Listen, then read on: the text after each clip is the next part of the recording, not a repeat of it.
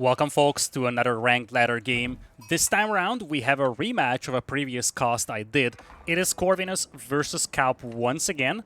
And once again we have kauP playing as the English, this time around with the yellow color to the south.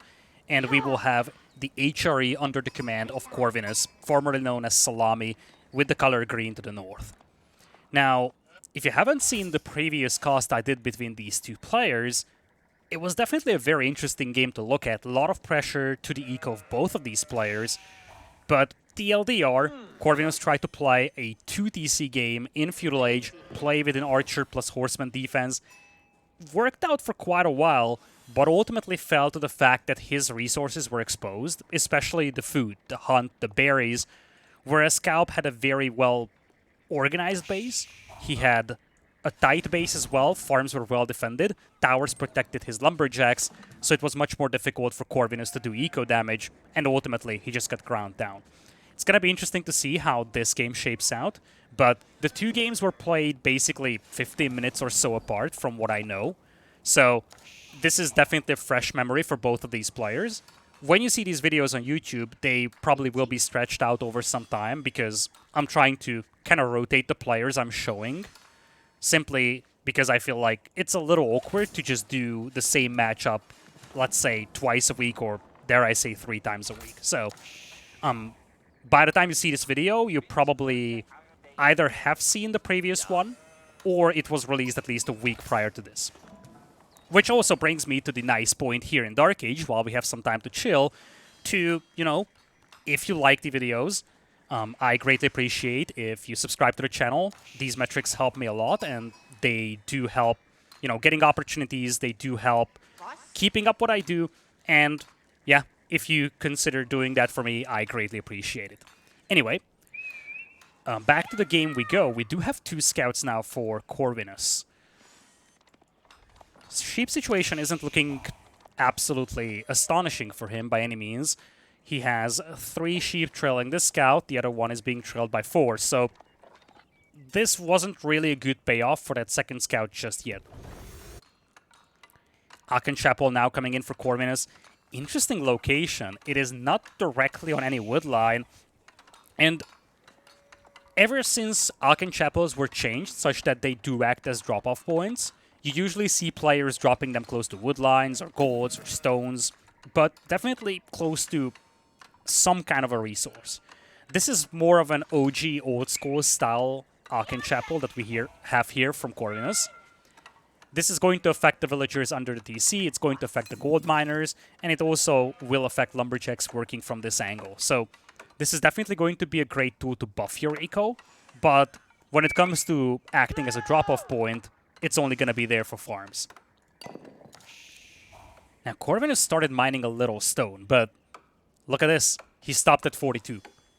Now, in this case, you have 2 options, but one of them is more likely than the other. Option A, this is the less likely one, is that he tried to kind of fake kauP into thinking that he's going to get to stone. kauP just bypassed the stone as he started mining it. So maybe he wanted to show kauP like, hey, I just started mining stone, so I will likely be going for a second TC. But kauP is unlikely to take this bait, especially because when you play the HRE, you have to keep in mind that you do have a discount on tower emplacements. So the way more likely scenario, and that's what's happening right now here, the way more likely scenario is that Corvinus just mined enough stone so that he can afford a single arrow slit emplacement. Yeah, there's the tower as well. He stopped mining stone. This was the plan by design. But again, when kauP sees the villagers moving to stone, he has to consider the possibility of the second TC.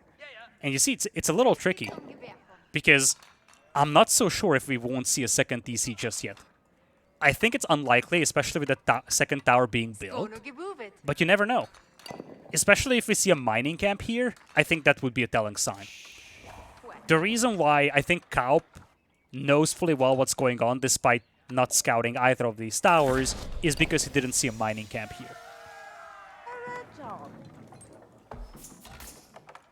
Eco-focused approach being taken here by kauP. He is going to get the wheelbarrow early. He's going to go heavy on the farming right at the beginning. He doesn't have a lot of sheep. He missed out on most of them, having played only 1 scout against 2. But he's going to have the racks up, he's going to have the Council Hall up, and he's going to play the good old school longbow plus spear build. Now, this is a lovely layout of towers over here. This is going to guarantee safety to Corvinus, and you see he wants to get to Castle Age here. He is pretty much rushing Castle here, the Archon Chapel boosting all of that.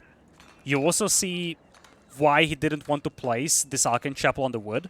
He doesn't want to take any wood right now, but he really needs that boost both the food and the gold vills.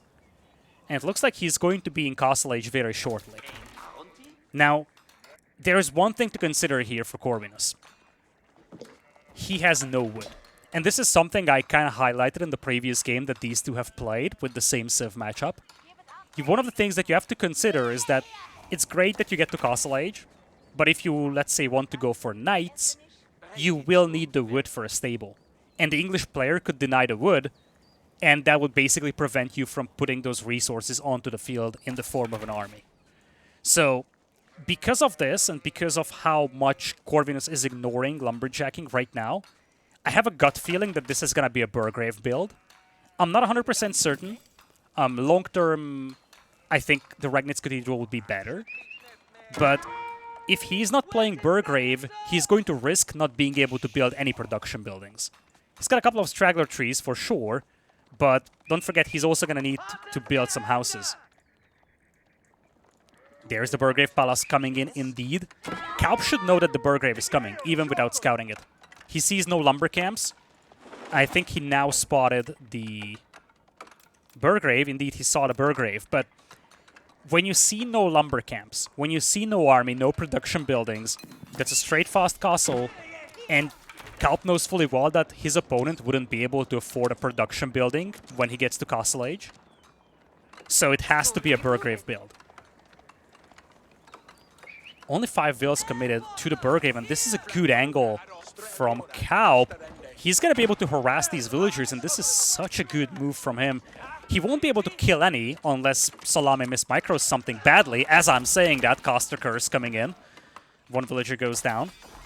But this is more about just slowing this Burgrave down a little, damaging some of the vills, opening up opportunities later on to possibly get some more kills. And just in general, trying to be as annoying as possible with this army. Now for kauP, he's in a tricky spot. He doesn't have a terrifying army that he could use to punish this, but he's also very far away from Castle Age.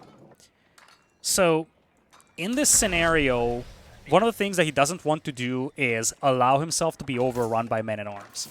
He needs to find ways to buffer up until he gets to Castle Age. Don't forget, folks, there was a quote-unquote recent change to the Council Hall. Well, I'm saying that, but it's like half a year old. But now you can use them to make crossbows. So here, the name of the game for kauP, I think, should be getting up to Castle Age and being able to start popping out the crossbows. Looks like he's going to add a couple of men-at-arms, but I'm not so certain about that approach. HRE men-at-arms will just shred all these early men-at-arms. Anyway, one of the things that kauP could do is get some wars going on the flanks. That would slow down the aggression from Corvinus. He's got some good farming eco going. He could be up to Castle Age relatively quickly. And if he gets to Castle Age, with the network of castles, with the crossbows, he should be able to buffer up a men-at-arms aggression. Now, this was a nice and lengthy discussion of men-at-arms aggression coming from Corvinus, but we do not see any of that. We have exactly... Actually, we have 7 men-at-arms out there. I missed these guys completely. It's a very interesting move from Corvinus. Decided not to even show these men-at-arms to his opponent. He's trying to flank around, and you see he's deliberately avoiding the reinforcements even. This is a smart move. You do not want these men-at-arms damaged, especially before the defense upgrades come in. But it looks like kauP has spotted them.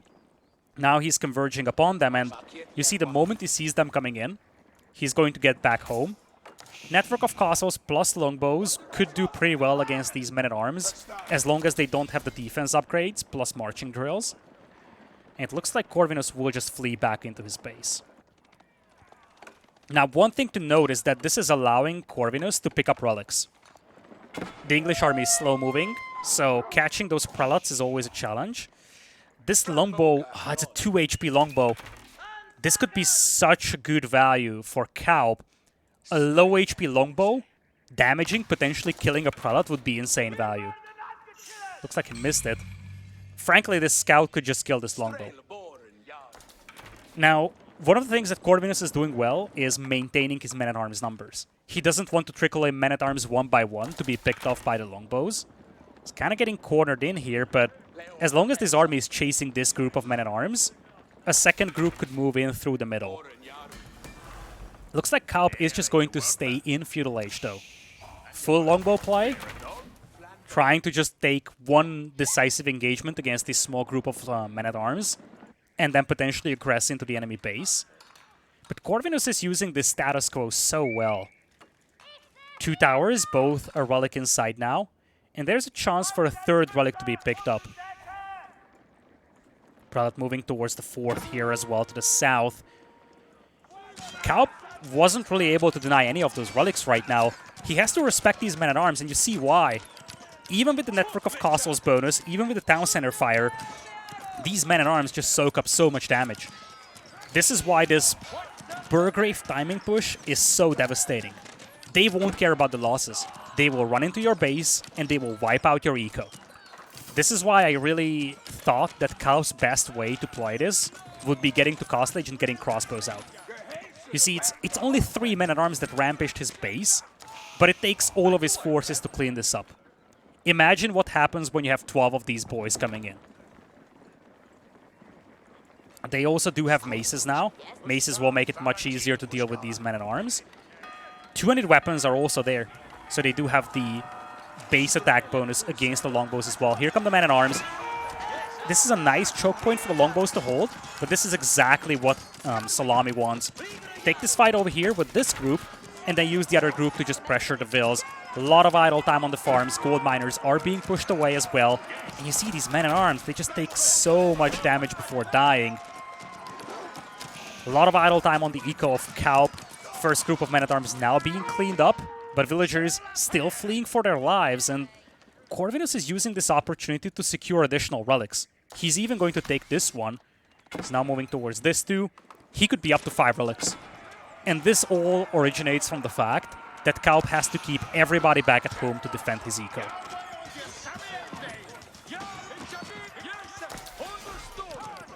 Longbows slowly cleaning up the men-at-arms. Reinforcements aren't really coming in here for Corvinus. Part of the reason why is because his food eco isn't astonishing. He had 400 per minute just a moment ago. I think he just ran out of food, just went to the hunt. Now his food eco is back on track, however. And you see, he's actually unable to garrison some of the relics. His buildings are full, he had to build a new monastery, but he is going to be up to 4 relics. Killed 4 vills as well from his opponents, so he's got a villager lead of 5.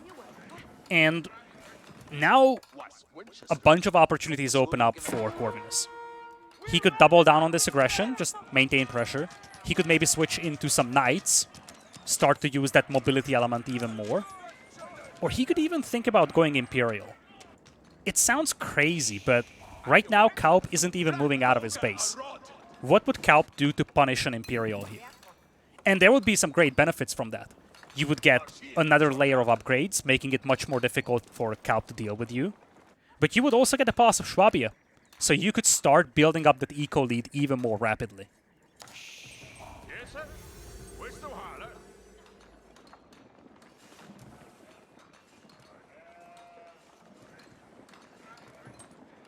King's Palace now on the way here for kauP. Should allow him to catch up on the villager department.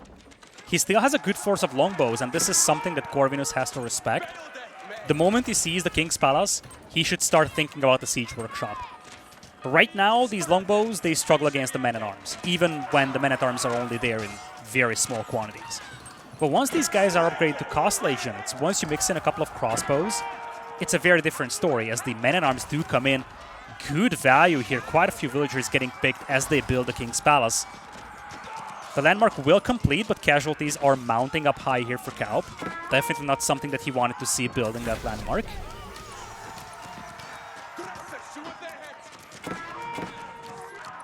Man-at-Arms still shutting down so much of kauP's eco. I really think that he should have just gone Castle Age. I'm not saying that it would have won the game for him, but I think he invested way too much into these longbows, and you see, if he got to Castle Age a little quicker, he would have had crossbows a lot sooner. And crossbows would have cleaned this up a lot easier. Anyway, now with the veterancy coming in for the longbows, now with crossbows becoming an option, Corvinus needs to consider a push being realistic. So having a siege workshop out there would be valuable. Getting a couple of mangonels going to keep those or hold those longbows and crossbows hostage would make it much more difficult for Corvinus, or for kauP actually, to attack Corvinus. Here comes the Palace of Swabia though. We didn't see a lot of men-at-arms coming from Corvinus. He's sitting on 5 relics in a moment actually. The last one is just now being brought in. So you definitely can justify going into Imperial here. And you see, that basically means that kauP won't be able to catch up in the villager department, and he just taps out of this one. Corvinus goes into Imperial sub 18 minutes and just secures the game with it. Or, well, that's the trigger that prompted kauP to tap out of this one. But in reality, this came down to the fact that the initial longbows couldn't punish the fast castle from Corvinus, and we have seen why the Burgrave build is so often relied on by HRE players. If you beat your opponent to Castle Age, those initial men-at-arms can just do so much damage to the opponent. It can cause so much chaos, slow down the opponent's Castle Age, and allow you to escalate your game a lot faster than your opponent can. Allows you to pick up the relics like we've seen Szalami do, allows you to possibly even get to Imperial before your opponent could even start doing anything in Castle Age. And this is why these initial men-at-arms, with all that armor on them, shutting down the enemy eco, are just so valuable. And this is why you still see players very often using the Burgrave Palace as compared to the Regnitz Cathedral, which would probably give you a lot more longevity and sustainability, especially if the game goes long.